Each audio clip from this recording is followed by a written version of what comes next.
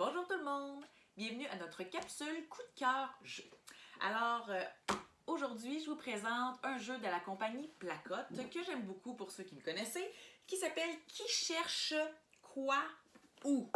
Alors, qui cherche quoi où?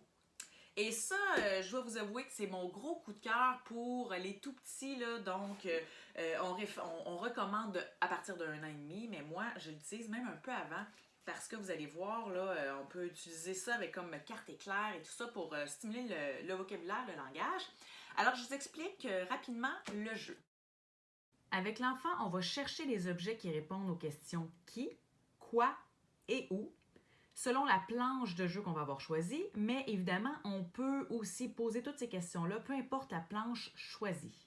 Donc, le jeu vient avec 4 plateaux de cherche et trouve. Donc, ici, on a une scène qui se passe dans la chambre à coucher, qui est la plus facile, parce que vous allez voir, vous avez certaines images qui ont plus de détails. Donc, en grandissant, il y a beaucoup plus d'objets à trouver, par exemple, et plus de vocabulaire à apprendre. Alors, on commence avec le premier, et vous voyez, pour chacune des planches, il y a une couleur qui est associée à la couleur des cartes. Donc, simplement, c'est un cherche et trouve.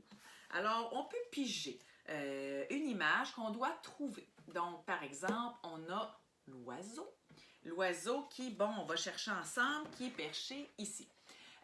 Ce que j'adore de ce jeu-là, c'est que pratiquement tous les cartes, pas les mots, mais bon, les cartes qui se retrouvent dans le jeu sont des signes qu'on apprend dans les ateliers ou que vous pouvez voir aussi sur ma page Facebook et YouTube. Donc, les signes de base que les enfants utilisent le plus, puis qu'est-ce qu'on retrouve dans notre quotidien.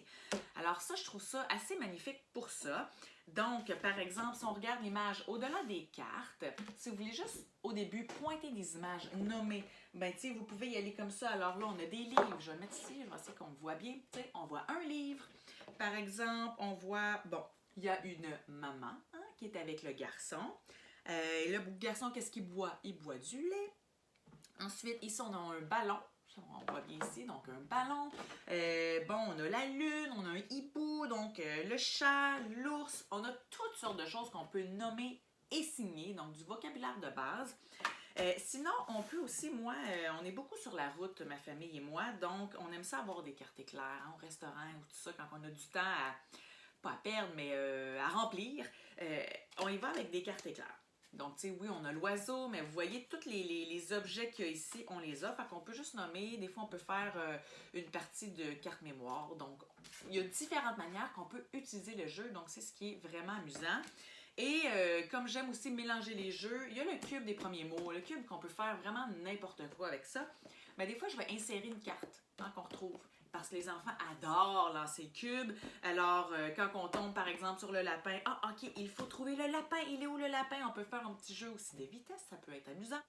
Qu'est-ce qui est aussi amusant avec ça, c'est que ça peut durer dans le temps. Donc, avec les tout-petits, on fait chercher trouve. Et avec les grands, ben, tranquillement, ceux qui savent parler, on peut faire des devinettes. Donc, moi, je reviens avec mon oiseau. Je peux faire le signe oiseau. Hein? Ça, c'est quoi? Oiseau. OK, parfait. On peut le faire en anglais. Hein? Ça, c'est un bird. On peut ensuite aussi travailler les mots qui sont écrits. Moi, ma grande est au primaire. Et quand elle était en première année, les mots étiquettes, c'est souvent les premiers mots que les enfants apprennent aussi. Donc, on pouvait travailler. Oiseau, OK. Ça, c'est quoi? Comment ça s'écrit? On y va avec les sons et tout ça. Donc, il y a toutes sortes de choses à faire que votre enfant ait 1 an et demi ou 7, 8 ans. Donc, pour vous amuser avec ce jeu-là.